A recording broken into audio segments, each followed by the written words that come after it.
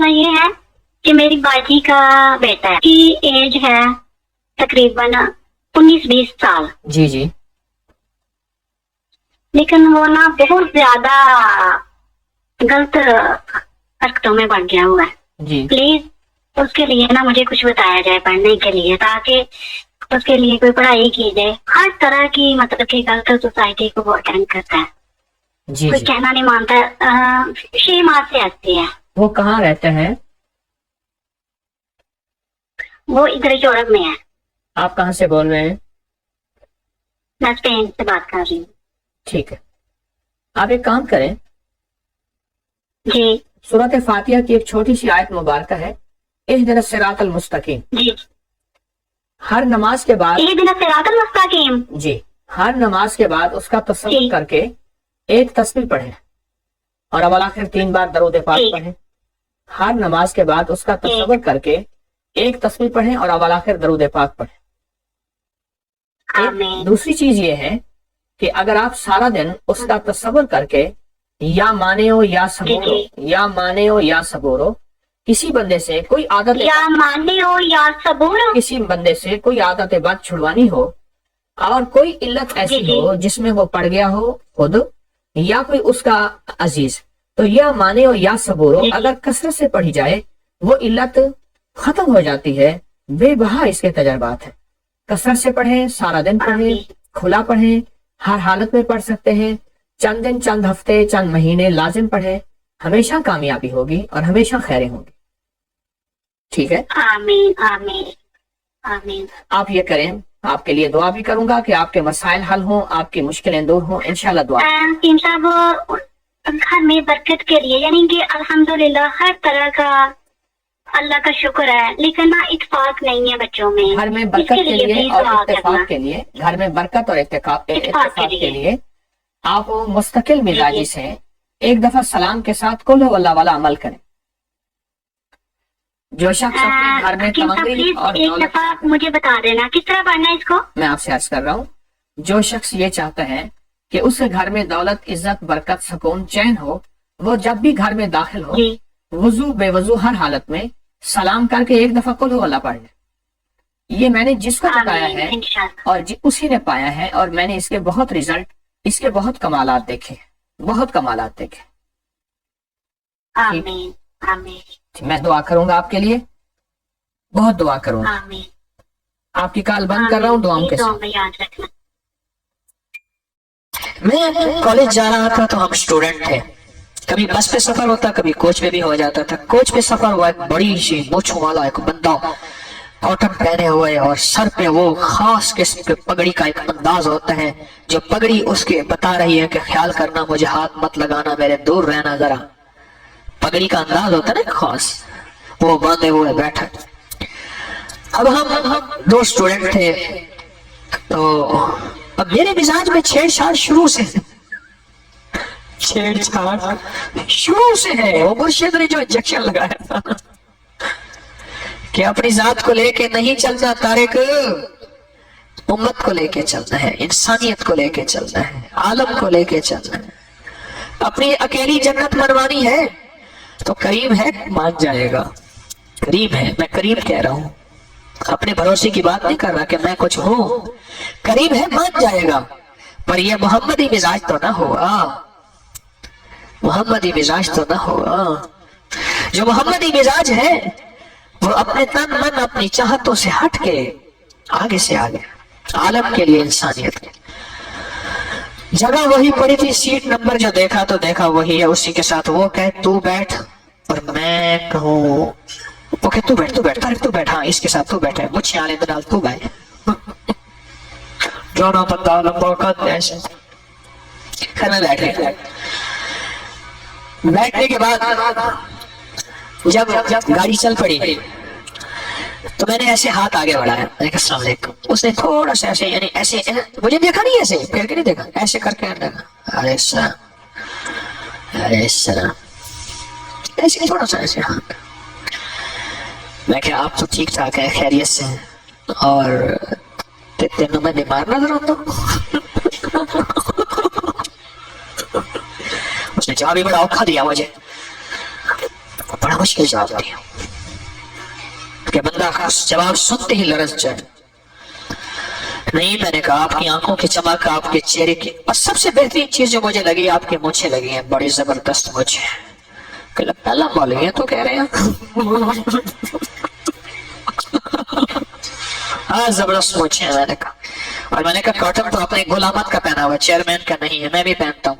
कहना हाँ, फिर मैं तरह से देखा मैंने कहा गुलामत का है, चेयरमैन का नहीं है। गुलामत की अच्छी, बहुत अच्छी क्वालिटी है, और धोने वाला भी कमाल है। कल्फ के अंदर उसने जो कल्फ लगाया है, इसके अंदर पेड़ियां नहीं है उसकी, जो कल्फ की बिल्कुल फ्रेश इस्त्री है, बेहतरीन है। बाज़ौक़ लगते हैं वैसे आप, बाज़ौक़ लगते हैं, हमारी दोस्ती लगते हैं। मैंने कहा मेरे मुर्शिद है, उन्होंने एक तोहफा दिया है, कहीं तो आपको दे दूं। कह रहे हाँ, असी पीरानों मन डाले हैं,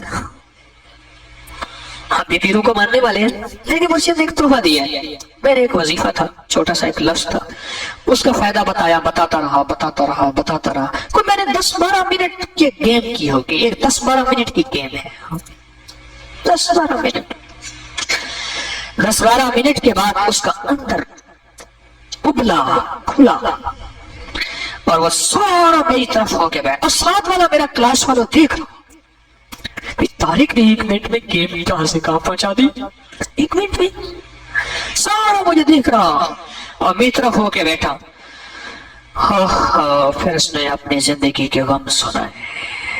कहने लगे लोग मुझसे डरते हैं, हैबत करते हैं, मैं बड़ी बच्चा तो मैं बैठा हूँ, मिनट में फैसले कर लेता हूँ, पर मेरा एक फैसला नहीं हो रहा। और फिर अपनी जो बीवी का गम सुनाया, और बीवी ने औलाद की जो तरबियत की, और कहा कि बीवी कहती है जहाँ के बाप तुम्हारा है, इसको गालियां दो, इसको लानते दो, और इसको ये चीज मार के आओ। कहने लगा बीवी को जितना मैंने मारा है किसी ने नहीं मारा होगा, मैं बहुत लड़ाका आदमी हूँ, लेकिन वही है टेढ़ी पसली को मैं सीधा नहीं कर सका। और बाद में मुझे एहसास हुआ कि मैंने गलती की थी। आज बीवी मेरे खिलाफ है, औलाद मेरे खिलाफ है।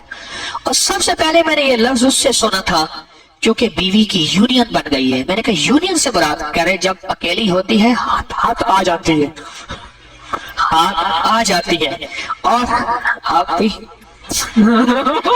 हाथ खड़ा है, ठीक है, बाल आप भी सफेद हो गए हैं, हाथ बांध रहे हैं ऐसे, कहते हैं। और जब उसकी औलाद हो जाती है फिर उसकी यूनियन होती है। कहने लगे आप उसकी यूनियन है। ऐसा हम उसका कि उसके आंसू आ रहे थे और वो पी रहा था, बाहर नहीं निकलने दे रहा था, अपने आसाब को उसने मजबूत रखा हुआ था, पर वो अंदर से टूट गया था, उसका पत्थर मोम बन गया था, उसकी मोम पिघल पड़ी थी। और वो एक ऐसे था कि कह रहा था कि लोगों, मुझसे बड़ा मजलूम दुनिया में कोई नहीं है, मुझसे बड़ा बेसहारा दुनिया में कोई नहीं है, मुझसे बड़ा बेआसरा दुनिया में कोई नहीं है कि मुझे कोई मदद करे, है मुझे कोई सहारा दे, और मेरे घर के गम को, बीवी और औलाद के गम को कोई बंदा शेयर कर ले, टाल दे, मेरी बीवी मेरे दोस्त बन जाए, मेरी औलाद फर्माबरदार आंखों की ठंडक बन जाए। उसके पास कोई सामान नहीं था, उसके पास कोई सहारा नहीं था, उसके पास कुछ भी नहीं था। मुझे कहने लगा कि आपका पता, मैंने कहा क्लास फला है, रोल नंबर ये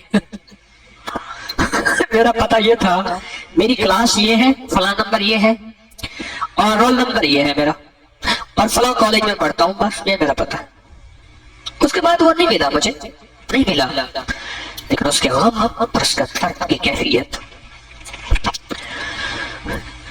बता रही थी। वो दुनिया का बेसहारा इंसान है, जो कि हैबत के एतबार से बहुत जबरदस्त है, लेकिन वो दुनिया में टूटा हुआ है, अंदर से बिखरा हुआ है। मैं इस्लामाबाद गया तो वहां एक साहब से मिलने के लिए, उन्होंने जब मस्जिद में गए हैं, मैं मस्जिद में जाके बैठ गया, वो मस्जिद में थे नहीं। मैंने घड़ी देखी, मैंने कहा नमाज का है, चलो नमाज पढ़ता जाऊं, जमात मिल जाएगी। एक दो अहबाब और भी थे। एक साहब को देखा, उसकी शक्ल ऐसे देखी, बड़ा परेशान हाल, मस्जिद के वजू खाने के साथ एक जगह थी जहां बच्चे कुरान पाक पढ़ते थे, मोहल्ले के ना, सुबह शाम आते थे, वहां बैठा हुआ है। अच्छा पता नहीं मेरे ध्यान में क्या बना, फिर वही छेड़छाड़ वाली कहानी। मैं जाके बैठ गया, मैंने कहा खैरियत से, ठीक ठाक है? कह रहे हाँ। लेकिन क्यों बैठे हैं? मेरे पास कोई परेशानी है? अरे क्या हुआ? مجھے کہنے لگا میری بیوی نے اور اولاد نے مجھے جوتے مار کے دھکے دے کے گھر سے نکال دیا. کیوں؟ کہ میں فلاں محکمے میں جاب کرتا تھا اور یہاں میرا گھر ہے, بڑی مشکل سے میں نے 10 مرلے کا گھر بنایا, 5 مرلے کا گھر بنایا. اب وہ کہتے ہیں اس گھر کو بیچ میں بزنس کرا اور میں پہلے اپنی ساری جمع پوچھی اپنی اولاد کو, بیوی کو دے چکا ہوں اور وہ ختم کر. اب آخری رہس ہے کہ یہ سہارا باقی ہے یا میری پینشن آتی ہے اور میں ان پہ خرچ کرتا ہوں. اب مجھے مارا ہے انہوں نے اور مار کے مجھے دھکے دے کے نکال دیا ہے کہ اس گھر کو ہمارے نام کر بیچ اور اس گھر کو ہم کھائیں بزنس کے نام پہ. کیا کروں؟ اور وہ جو رویا اور پھر چٹائی پہ ایسے گر گیا جیسے سجدے میں بندہ گرتا ہے, بلک بلک کے رویا. اور میں اس کو اٹھانا چاہا, نہ اٹھا, روتا رہا.